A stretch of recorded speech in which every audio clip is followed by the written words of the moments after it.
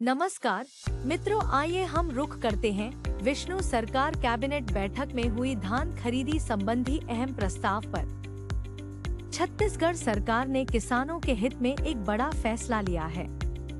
मुख्यमंत्री विष्णुदेव साय की अध्यक्षता में हुई राज्य कैबिनेट की अहम बैठक में धान खरीदी विपणन वर्ष 2025 से 26 के लिए कई महत्वपूर्ण प्रस्तावों को मंजूरी दी गई है। कैबिनेट के निर्णय के अनुसार इस वर्ष किसानों से धान की खरीदी समर्थन मूल्य पर की जाएगी।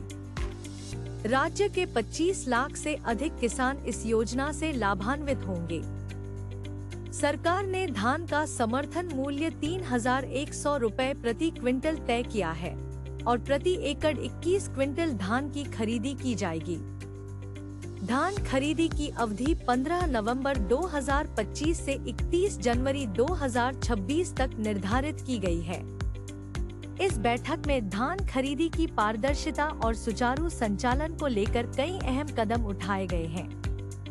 धान की एकवर्तन और पुनर्चक्रण को रोकने के लिए सरकार ने इस बार एक सुदृढ़ प्रशासनिक ढांचा तैयार करने का निर्णय लिया है। धान खरीदी की पारदर्शिता बढ़ाने के लिए इस वर्ष टोकन तुहर हाथ मोबाइल ऐप के माध्यम से किसानों को टोकन जारी किए जाएंगे। धान की राशि का भुगतान किसानों को 6 से 7 दिनों के भीतर उनके खातों में कर दिया जाएगा। धान खरीदी में पारदर्शिता सुनिश्चित करने के लिए किसानों का eKYC कराना अनिवार्य होगा। साथ ही किसानों का पंजीयन कृषि मंत्रालय के एग्रीस्टैक पोर्टल पर कराना भी जरूरी रहेगा। पंजीयन की अंतिम तिथि 31 अक्टूबर तय की गई है तथा किसानों की वास्तविक पहचान के लिए उनकी बायोमेट्रिक सत्यापन कराना भी अनिवार्य होगा। सरकार ने इस वर्ष पहली बार डिजिटल क्रॉप सर्वे की शुरुआत की है।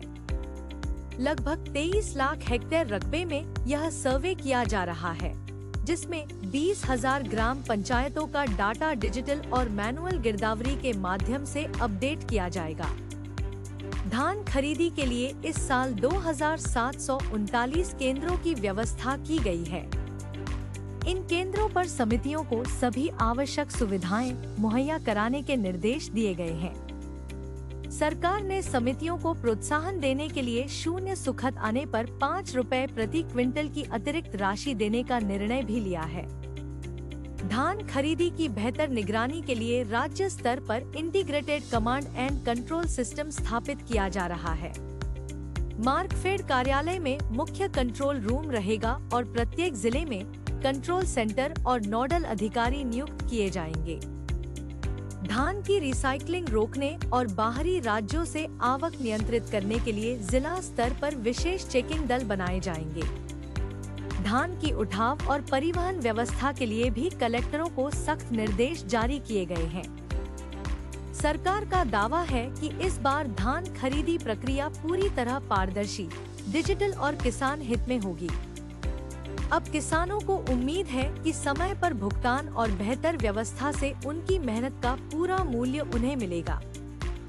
दोस्तों, इसी तरह की खबरों से रूबरू होने के लिए हमारी चैनल छत्तीसगढ़ अलर्ट न्यूज को सब्सक्राइब, लाइक, कमेंट और शेयर जरूर करें। धन्यवाद दोस्तों।